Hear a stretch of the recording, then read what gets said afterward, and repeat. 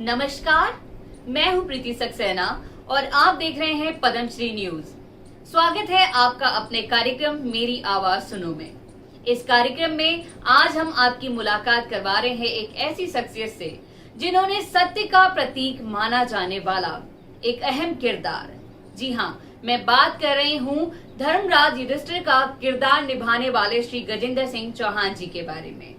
आज हम आपकी मुलाकात उनसे करवाने वाले हैं और आपने अपने इस अहम किरदार से भारत के दूर दराज के क्षेत्रों में रहने वाले लोगों के दिलों में पहचान बनाई है। तो आइएगा आपकी मुलाकात करवाते हैं श्री गजेंद्र सिंह चौहान जी से। गजेंद्र सिंह जी, मेरी आवाज सुनो में आपका बहुत बहुत स्वागत है।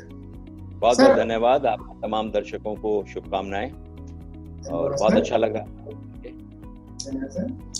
गजेंद्र सिंह जी, आपने all India institute of medical science new Delhi से रेडियोग्राफी का कोर्स किया था, फिर ये अचानक एक्टिंग का ख्याल आपके अंदर कैसे आ गया?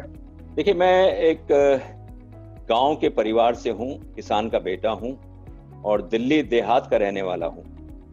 हमारे गांव में जो है होली के त्योहारों में स्टेज प्रोग्राम हुआ करते थे, तो मैं उसमें बढ़ चढ़कर हिस्सा लेता था। फिर स्कूल में भी मैंने कल्चरल प्रोग्राम्स में काफी हिस्सा लिया और जब एम्स में गया तो वहाँ के जो स्टेज था, कल्चरल डिपार्टमेंट था, उसको भी मैंने बहुत सारे प्रोग्राम्स किए हैं।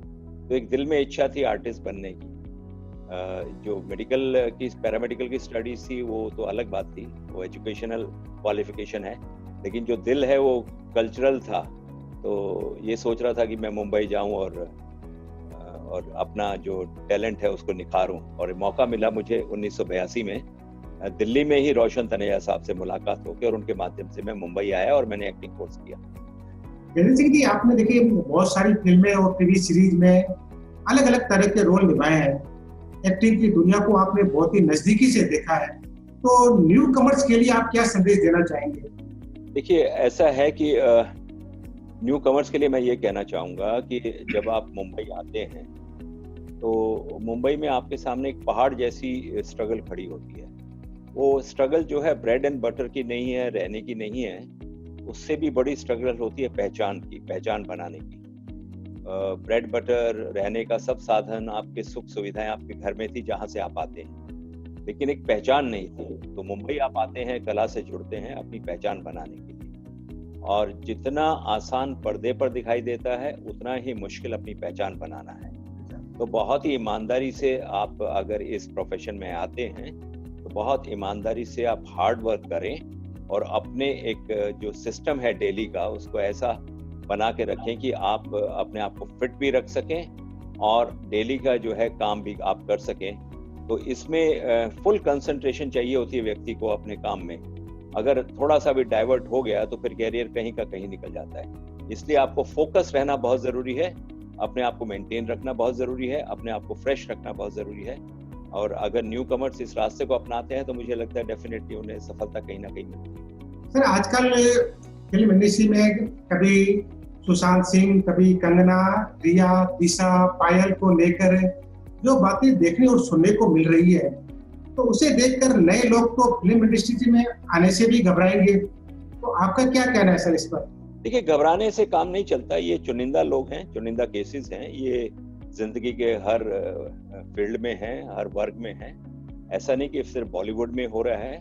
बॉलीवुड की चमक है, इसके लिए मीडिया भी उसे हाइप करता है, और ऐसी चीजें, मर्डर्स होते हैं, क्राइम होता है, गुनाह होता है, देश के हर हिस्से में होता है, और उसके लिए हमारा कानून व्यवस्था है। और अगर बॉलीवुड में भी हुआ तो उसके ऊपर भी कानून का डंडा चल रहा है। तो बॉलीवुड में लाखों लोग काम करते हैं, बड़ी ईमानदारी से अपनी रोजी रोटी कमाते हैं। अगर चुनिंदा लोगों को किसी गुनाह में शामिल है और उनके ऊपर आरोप लगे हैं तो मुझे लगता है कि उन आरोप का उनको जवाब देना पड़ेगा, और अगर उन कहीं ना कहीं वो आरोप साबित होते हैं उन्हें इसके लिए सजा भी भुगतनी पड़ेगी। तो ये चुनिंदा लोग हैं, लेकिन नाम बहुत बड़े होते हैं, इसके लिए वो खबर जो है बहुत बड़ी बन जाती है। वरना जिंदगी के हर वर्ग में जो है, जैसे कहते हैं ना कि जहाँ धर्म है वहाँ अधर्म भी होगा, जहाँ राम है वहाँ रावण भी होगा, जहाँ दुर्योधन है जहाँ युधिष्ठिर है वहाँ शकुनी भी होगा। इसलिए धर्म और अधर्म का साथ जो है वो हमेशा हमेशा रहा। मतलब कुछ दिन के हम ये सोच सकते हैं कुछ दिन के बाद ये सिचुएशन वापस नॉर्मल हो जाएगी। फिल्म इंडस्ट्री जो है वो कोविड के मार से उभरी नहीं है, और ये ड्रग का मामला दूसरा आ गया है। लेकिन मैं फिर कहूंगा कि चुनिंदा लोग हैं, जो बाकी लाखों लोग हैं, लेकिन होता क्या, परिवार का अगर एक सदस्य खराब निकल जाए तो पूरे परिवार पे उंगली उठती है। यही बॉलीवुड के साथ। जैसे कि आपने टीवी सीरियल महाभारत में धर्मराज युधिष्ठिर का चित्रण बखूबी निभाकर लोगों के दिलों में एक अलग पहचान बनाई है, तो आप अपनी रियल लाइफ में इस चित्रण का क्या असर देख रहे हैं? देखिए, कोई भी रोल जो है कलाकार की अपनी निजी जिंदगी पे असर नहीं छोड़ना चाहिए, मैं ऐसा मानता हूँ, क्योंकि कलाकार को अलग अलग भिन्न भिन्न प्रकार के रोल करने पड़ते हैं। और किसी रोल की कोई अच्छाइयाँ हो तो आप उसको अपने जीवन में अपना सकते हैं, उसमें कोई बुराई नहीं है। लेकिन कोई भी रोल परमानेंटली आपके ऊपर असर ना करे तो अच्छा है, क्योंकि कलाकार को कई रंग बदलने पड़ते हैं जिंदगी में, कई अलग अलग रोल में जाना पड़ता है। एक धर्मराज युधिष्ठिर का रोल मिला, अच्छा रोल था, जिसके लिए लोगों का प्यार भी मिला, लोगों का सम्मान भी मिला। उसके लिए मैं समझता हूँ कि शायद मेरा समय ही अच्छा था और लोगों ने बहुत प्यार दिया है और लोग जुड़ते भी हैं इस किरदार से, आइडेंटिफाई करते हैं अपने आप को। तो जैसे कहते हैं कि समाज में दुर्योधन भी है और युधिष्ठिर भी है, तो लोग अपनाते हैं उनकी अच्छाइयों को, बड़ी अच्छी बात है। ये हमारी सभ्यता और संस्कृति का एक अहम हिस्सा है, रामायण और महाभारत, और हमने बचपन से इन किरदारों के विषय में पढ़ा है, लेकिन टेलीविजन के माध्यम से, उसके पर्दे से चीजों को देखना और समझने में थोड़ी आसानी हुई। अपने ये धर्मराज युधिष्ठिर के रोल में, ये टीवी सीरियल में आपने समस्त नारी जाति को श्राप दिया था कि वे कभी भी अपना भेद नहीं छुपा पाएंगी, तो कभी पार्टी या किसी समारोह में इसके रिएक्शन का सामना करना पड़ा आपको कभी? नहीं, देखिए, कहानी होती है, कहानी के भिन्न भिन्न अंग होते हैं, और कहानी जो होती है बेसिकली समाज को संदेश देने के लिए होती है। और ये कहावत है हमारे यहाँ कि नारी के पेट में बात नहीं चुभती है। ये ऐसा माना जाता है कि ये जो युधिष्ठिर ने अपने माँ को श्राप दिया था, शायद वहीं से ये चला आ रहा है।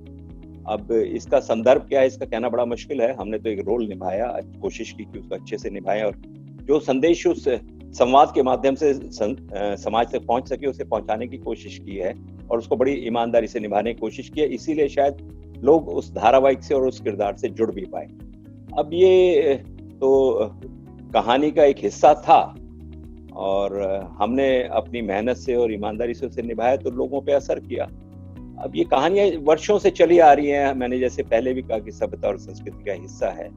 ये हमें सबक देने के लिए होती है, अगली जनरेशन को सिखाने के लिए होती है।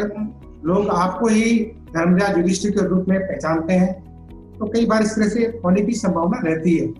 इसके लिए हमारे समाज में, हमारे देश में भावनात्मक लोग हैं बेसिकली, और धर्म प्रधान देश है, संतों का देश है ये, जहाँ लोग जो है टीवी के माध्यम से कोई अच्छी बुरी चीज देखते हैं तो उसे अपने जीवन में उतारने की कोशिश करते हैं। जैसे कई प्रोग्राम क्राइम पेट्रोल वगैरह आते हैं, दूसरे आते हैं, उससे गुनाह भी बढ़ता है, उसकी चीजें जो है लोग अपनाते हैं। तो मेरा मानना है कि सिनेमा वो पर्दा है जो समाज को एक संदेश देने का माध्यम है।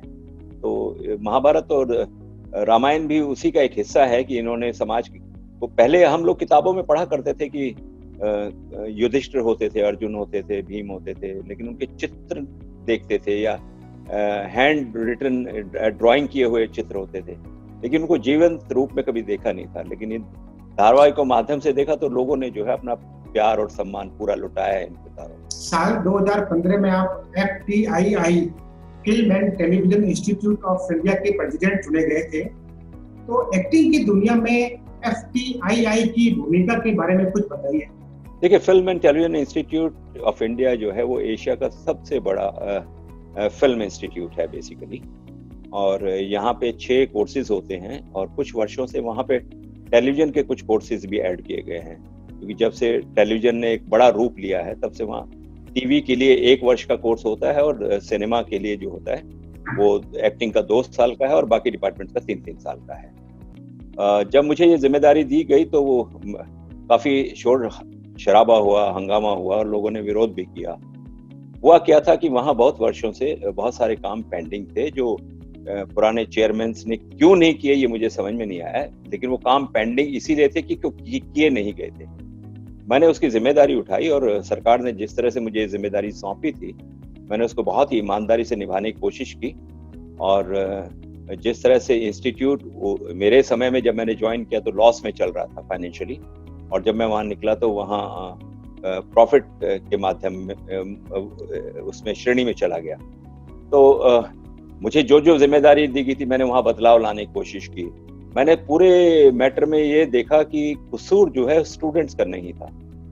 कसूर जो था वहाँ जो बहुत सारे गैप से, लैकुनास से, जो बहुत सारी चीज़ें पूरी नहीं हुई थी, जो बहुत सारे स्टूडेंट्स 7-7, 8-8 साल से बैठे हुए थे जिनके कोर्सेज कंप्लीट नहीं हुए थे, उसके देखा कि इसमें खामियां कहाँ हैं।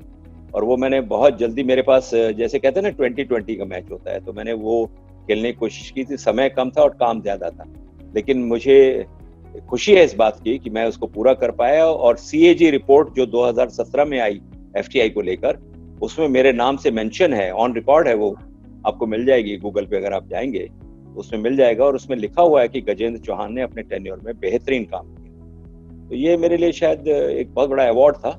जिस जिम्मेदारी को सरकार ने दिया था मैंने उसको भरपूर निभा पाया। और सबसे बड़ा स्ट्रोक ये था कि वहाँ पे ग्रेजुएशन के बाद एडमिशन्स होते थे। मैंने ये सोचा कि जब ग्रेजुएट आदमी आके एडमिशन लेता है और फिर 3 साल कोर्स करता है तो उसके बाद उसको डिप्लोमा दिया जाता है। तो मुझे बड़ा अचंभा हुआ इस बात को लेकर, और किसी ने इस तरफ ध्यान नहीं दिया था। तो मैंने एक कोशिश की और मिनिस्ट्री से बात करके, मंत्रालय से बात करके, वहाँ की फैकल्टी से बात करके एक रिपोर्ट दर्ज की, और जिसके आधार पे वहाँ सर्वे हुआ और मेरे ही टेन्योर में उस डिप्लोमा को मास्टर डिग्री में कन्वर्ट कर दिया गया। आज वहाँ के बच्चों को मास्टर डिग्री मिलती है, जिससे उनका फर्दर स्टडीज के लिए, हायर स्टडीज के लिए, अगर विदेशों में जाके वो सिनेमा के लिए करना चाहें, वो एक बहुत बड़ा रास्ता उनके लिए खुल गया। सर, ये FTII द्वारा आयोजित डिप्लोमा कोर्स या ट्रेनिंग प्रोग्राम ये फिल्मी दुनिया तक ही इसके उपयोग सीमित है या बाहर की दुनिया में भी इसके कोई उपयोग हो सकते हैं? देखिए, सिनेमा जो होता है आपको बेसिकली जिंदगी के वो पहलू सिखाता है जो आप आम जिंदगी में सीख नहीं पाते। मैं तो कहता हूँ कि वहाँ एक एप्रिसिएशन कोर्स होता है 1 महीने का। वहाँ पे बहुत navy officers, IAS officers, doctors, engineers, जिंदगी के हर वर्ग से लोग आके उस कोर्स को करते हैं। ये जिंदगी जीने का एक रास्ता दिखाता है जिसमें हमारा एडमिनिस्ट्रेशन एंड मैनेजमेंट इंक्लूड होता है। तो मुझे लगता है हर व्यक्ति को एटलीस्ट एक बार वो एप्रिसिएशन कोर्स करना चाहिए। उसकी जिंदगी में बहुत सारा बदलाव आएगा। ऐसा नहीं कि आप सिर्फ सिनेमा के लिए जाएं। बाकी ये जो कोर्सेज हैं, ये कोर्सेज ऐसे हैं कि आपको सिनेमा की जो टेक्निकलिटीज होती हैं या सिनेमा को जानने का जो विषय होता है या वर्ल्ड सिनेमा को जो जानने का मौका मिलता है, क्योंकि वहां पे क्या है, उसके बाजू में जो है फिल्मों का भंडार है जहाँ पे बहुत सारी पुरानी फिल्में मिलती हैं। तो वो फिल्में जो है FTI में दिखाई जाती हैं और आपको वर्ल्ड सिनेमा के विषय में जो जानकारी लेनी होती है, जो ज्ञान लेना होता है, क्योंकि वो आर्काइव जो है बिल्कुल नेक्स्ट डोर है FTI के, और वहां से फिल्में लेके आप देख सकते हैं, जानकारी प्राप्त कर सकते हैं। और आपको अगर एडवांस स्टडीज करनी है सिनेमा के विषय में, तो अब ये जो रास्ता खुल गया मास्टर डिग्री के बाद, आप उन फिल्मों के माध्यम से न्यूयॉर्क जो एकेडमी है सिनेमा के विषय में, वहां जाके हायर स्टडीज कर सकते हैं, PhD कर सकते हैं आप, और हायर स्पोर्ट्स कोई करना चाहें तो वो कर सकते हैं, रिसर्च वर्क कर सकते हैं। तो ये सिनेमा तक सीमित नहीं है, जिंदगी के हर पहलू से के लिए सीमित है। और बहुत सारे लोग, वो जो एप्रिसिएशन कोर्स होता था बहुत वर्षों से, हर साल 1 महीने का होता था, मैंने उसके 2 बैचेस कर दिए। समर में होता था, हर साल 1 साल इंतजार करना पड़ता था सारे लोगों को, मैंने एक समर कर दिया और एक विंटर सेशन कर दिया। तो अब हर 6 महीने में वो कोर्स होता है, जिससे फाइनेंशियली भी FTI को फायदा हो रहा है, और बाहर के लोग जो उनको 1 वर्ष वेट करना पड़ता था, अब उनको हर 6 महीने के बाद। साल 2014 में आप राजनीति में भी सक्रिय हुए, नेशनल कन्वीनर फॉर कल्चर के रूप 2004 से हुआ नेशनल कन्वीनर फॉर कल्चर के रूप में आपने काम किया है। तो देश विदेश में हमारे कल्चर के महत्व को आप किस प्रकार देख रहे हैं? देखिए, मैं 17 फरवरी 2004 को हमारे अभूतपूर्व प्रधानमंत्री माननीय अटल बिहारी वाजपेयी साहब जी के आदेश पर मैंने भारतीय जनता पार्टी ज्वाइन की थी। और ज्वाइन इसलिए की थी, मुझे लगता था कि मेरी विचारधारा भी कुछ इसी तरह की है, राष्ट्रभक्ति की है, समाज के प्रति अपनी जिम्मेदारी निभाने की है, देश के प्रति हम जो देश के हित में काम कर सके वैसी है। हमारा जो सभ्यता और संस्कृति है, मुझे लगता है इसका मुकाबला दुनिया में कहीं नहीं है। आज जितने भी दुनिया में देश कल्चर हैं, जितने भी, वो कहीं ना कहीं फॉलो करते हैं हिंदुस्तानी कल्चर को। तो हिंदुस्तानी कल्चर का जो मुकाबला है वो कहीं नहीं है। बल्कि मैं आपको उदाहरण के तौर पे बताऊं, अब कई देशों में ऐसा कल्चर शुरू हो गया है कि जो हमारे यहाँ फेरे सिस्टम होता है शादी में, हवन करते हैं, ये वो लोग भी करने लगे हैं। उनको लगता है कि वातावरण की शुद्धिकरण के लिए हवन बहुत आवश्यक होता है। तो ये छोटी छोटी बातें हमारे यहाँ हैं। जैसे आज आप देखिए कोविड सिचुएशन में क्या हो गया, अब नमस्ते शुरू हो गया, हाथ शेक हैंड बंद हो गया। ये परमात्मा की मार है। ये परमात्मा ने बताया कि हिंदुस्तानी कल्चर जो है दुनिया में सर्वश्रेष्ठ है। घूंघट का हमारे यहाँ चलन था, आज घूंघट ऑटोमेटिकली परमात्मा ने लगा दिया है कि आप एक दूसरे की सांस सुन रहे हैं। सोशल डिस्टेंसिंग जो बहुत चली गई थी समाज से, वो फिर वापस आ गई है। तो बहुत सारी ऐसी चीजें वापस लौट के आई हैं परमात्मा के माध्यम से, जो हिंदुस्तानी कल्चर में ऑलरेडी थी।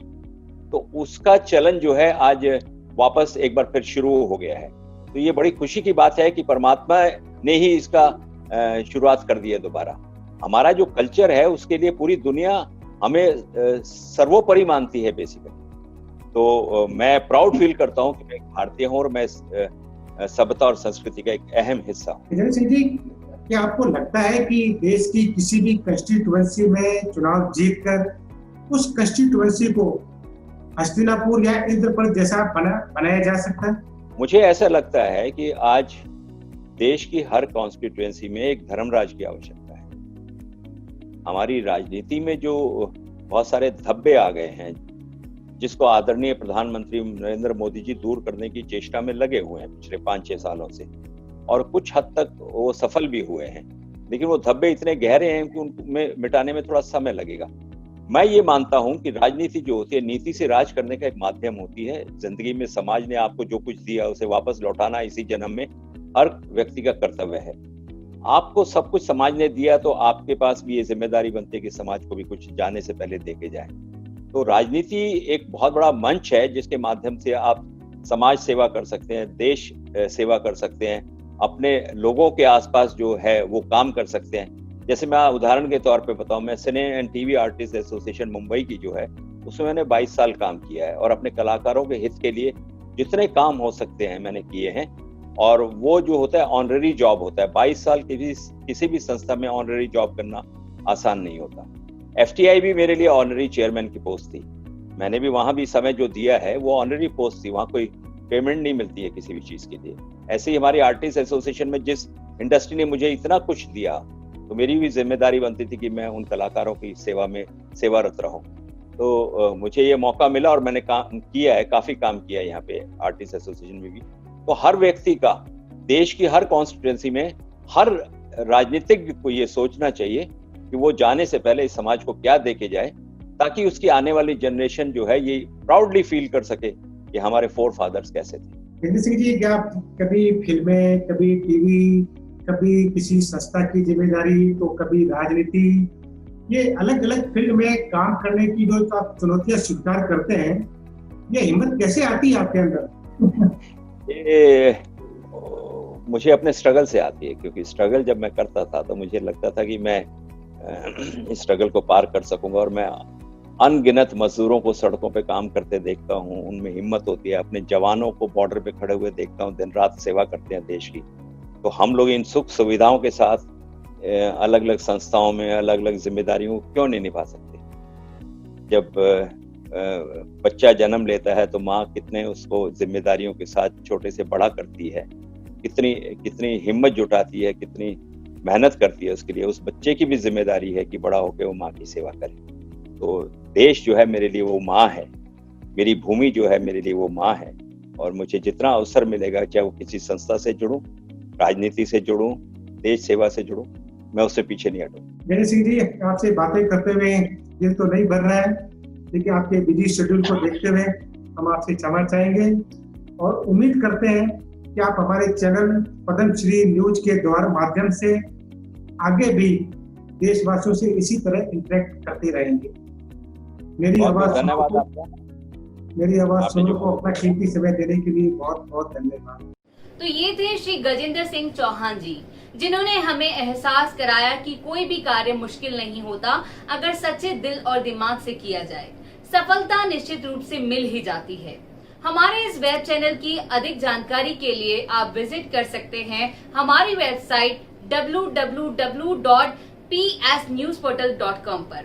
और हाँ, बिल्कुल मत भूलिएगा अपने मोबाइल फोन में, यानी कि अपने मोबाइल फोन के प्ले स्टोर में जाकर टाइप करें पद्मश्री न्यूज और इस ऐप को डाउनलोड करें। साथ ही अधिक जानकारी के लिए आप हमें ईमेल कर सकते हैं। हमारी ईमेल आईडी है info@psnewsportal.com। धन्यवाद।